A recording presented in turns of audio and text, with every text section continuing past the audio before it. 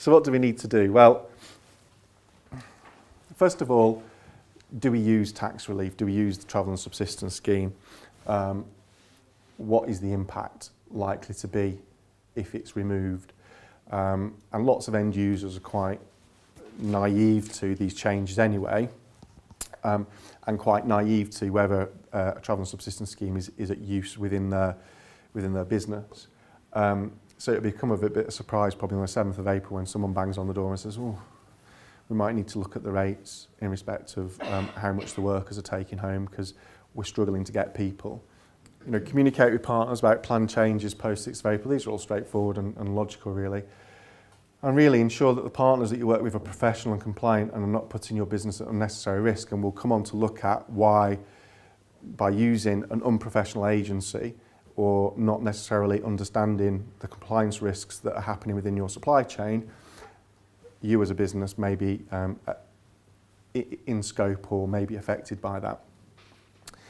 So that is a very quick run through of travel and subsistence. Is there any questions before we sort of shoot on? As an end user, I use lots of agency drivers and lots of agencies through the course of my business. From a compliant risk, what type of check would you advise that when we're signing up a new agency or we've got an existing agency that we make sure that they're actually compliant with this? Yeah. Because that's going to be the ultimate whether you sign on the line or not with the terms and conditions, isn't it? There is, and we'll come on and look in a bit about modern slavery and what you're required to do in respect of that. But I think it's going to lead to much more auditing, much more, because at the moment the reality is as an end user, you've got terms of business with your agency, and really what the agency do over here, we're not really that bothered. As long as we're getting the people that we need to get when we need to get them and the job's being done, we're relatively satisfied that it's happening there. With this new legislation, there are risks that it could come back up the chain, whereas at the moment there is no risk at all, and that's the bit that we'll have to see what happens in the final legislation as to how far the government go about pushing it up the supply chain. So their initial position was if something goes wrong down here and no one's paid it, then it ultimately can go to the end user to recover it. That's not where they are at the moment, but that they may go back there in the final legislation. So really it's about having robust terms and conditions, being very clear in terms and conditions about what will be accepted and won't be accepted. And it's about really, very basically, if it sounds too good to be true, it probably is too good to be true. Because the days of that or will supply you for nothing, the only reason, the way they could do that was to use the travel and subsistence scheme. Well, if someone's coming to you and offering you something at a very low rate, then I think you've got to really question whether that's right, legal and ethical. But I think it's much more about having very good contracts in place and about having that visibility and knowing what's going on in respect of your supply chain. And you know, most recruiters are professional, most recruiters are trying to do their best. There are always some that spoil it for everyone else. And really, you know, I think what I learned from sitting on both sides of the fence is that they only succeed if end users are prepared to listen to what clearly, when they pick the phone up to me as an end user and say, I've just had this pitch to me, what do you think? And I'll say, what do you think? And that doesn't sound great, it doesn't sound like they've thought it through properly. And I was like, well, that's my view, we can look at it in more detail and look at the risk, but ultimately it doesn't sound like it's going to stand up to scrutiny. And there's scrutiny from every level now, so there could be Director of Labour Market Enforcement, HMRC through National Living Wage, National Minimum Wage, HMRC through tax audits. So, you know, trying to get out of HMRC how they are going to comply or ensure compliance with this is like swimming through treacle. So, you know, if you've got an assignment where supervision, direction and control is said not to exist, what evidence will they accept that that's the case? Because it could be 4 years, 5 years down the line that they come and have a look at a particular tax entry and say, right, okay, well, you know, did Joe Bloggs, was the supervision, direction and control?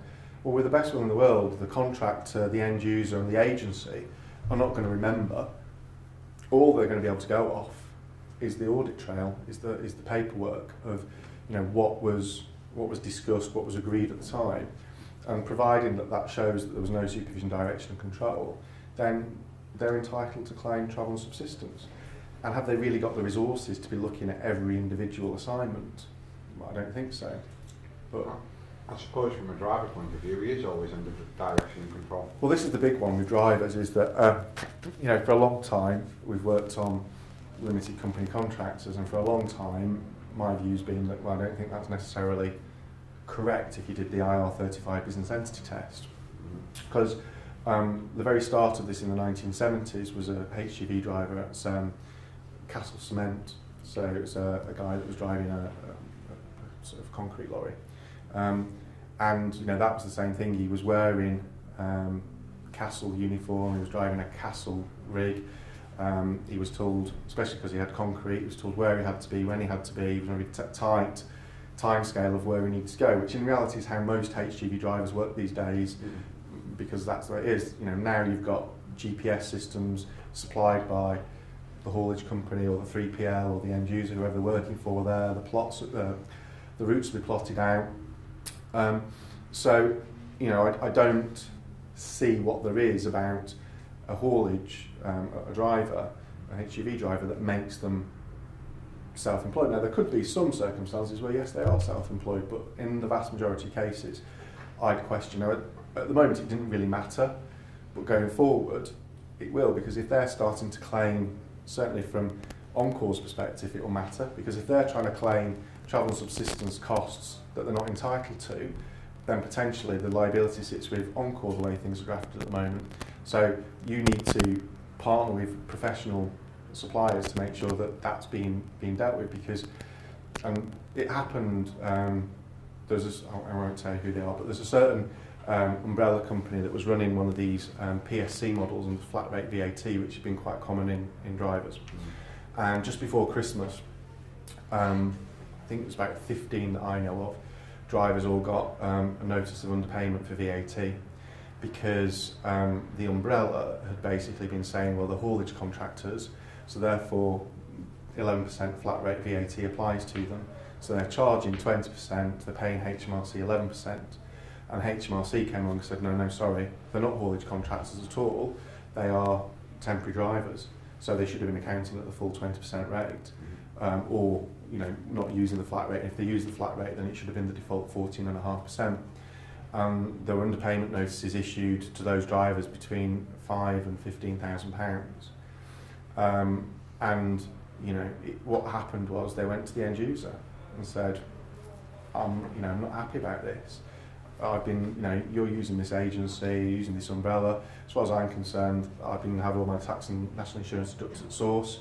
I'm not paying this. You need to sort it out. And obviously then the end user had to get on the phone to the agency, and the agency got on the phone to the umbrella, and they're still trying to sort it out. But the problem being was it was the week before Christmas. So, the drivers just timed perfectly right to ultimately say it needs to get sorted, because otherwise I'm not doing it, and I'm going to talk to all my mates, and we're all going to walk off as well. So, crisis averted, but it's a crisis that could have been avoided ultimately. So that's the importance, I think, really, of understanding what's going on in the supply chain and making sure that everyone's comfortable with what's happening. Okay, thanks for that. How much evidence would we need from the driver? Because you can ask and they can say, well, actually, this is what we're doing. But what they then subsequently do is a matter for them, and we wouldn't necessarily know. And this is the $1 million question that HMRC won't answer. So I've been to about 10 consultations over the last 4 months, and at every consultation, that is the most common question that people ask politely, people ask irately, people, it's just like, why won't you tell us? And HMRC's position is, we're not going to tell you what you need to do, because then you'll do the bare minimum to try and avoid. So it's a bit of a catch-22 situation. I think the reality is, all you can do is have a clear audit trail of why there is no supervision, direction and control. And it's got to come down to expectation. So what some clients are doing are asking the question up front and getting the information, recording that on the file, and then diarying a call with the driver again, or the contractor again in a month's time, 3 weeks' time, just to check that it is how it's supposed to be. You know, whether that will be enough, we'll have to wait and see, because they won't say. Yeah, it was more what the driver was doing, to be honest. So they've set up their limited company, it's just them in it. They don't have travel assistance because we say there is supervision direction control, but then they do when they do accounts or do their... The assumption is that there is supervision direction control until they can prove that there isn't. So if your contract with them will need to be very clear about what they can and can't do and what they can and can't claim, and you'll have to rely on that contract, because you can't really control what they put down on their self-assessment tax return. So that's the only protection you can have, really, is the contract, and it being made very clear to them that because on this particular assignment there is supervision, direction and control, you're not entitled to claim travel and subsistence expenses, or because on this particular assignment you're not outside IR35, you can't claim travel and subsistence. And ultimately, you know, it's only as good as the paper it's written on, but look for an indemnity from the driver that if they do that and there's a problem and HMRC come back to you, then you can claim that back from him. But I think, you know, realistically and practically, what else can you do? What else can HMRC ask you to do? You can ask the question, you can make it very clear that supervision, direction and control clearly exists on this assignment, therefore you are not entitled to travel and subsistence. But once you've done that, what more can you do? You can only go so far. If they then fill in their self-assessment tax return and lie, then surely that's something that they've fraudulently misrepresented the situation at that point. One of the things they're looking at doing is, what they are doing, is they're going to bring out some better examples to assist. Now, I'm not holding my breath, bearing in mind what I talked about earlier about the carpenter or joiner. I don't think anything that HMRC produce is going to be geared to there is supervision, direction and control, because that's where they want everyone to go. The other thing that they're planning to do is to create an online tool. So that you might have seen the online tool now that you can do to check whether someone's inside or outside IR35, whether they're self-employed or not. It never works, and you can manipulate the answers to the question to give you the answer that you ultimately want. Their intention is to create a much more sophisticated tool that once you've put in and answered all the questions, you can then rely on the response that it throws out at the end. So if you got an audit and they wanted to look at it, you can say, well, look, I've answered the questions, boom, there you go, that's the piece of paper I've got.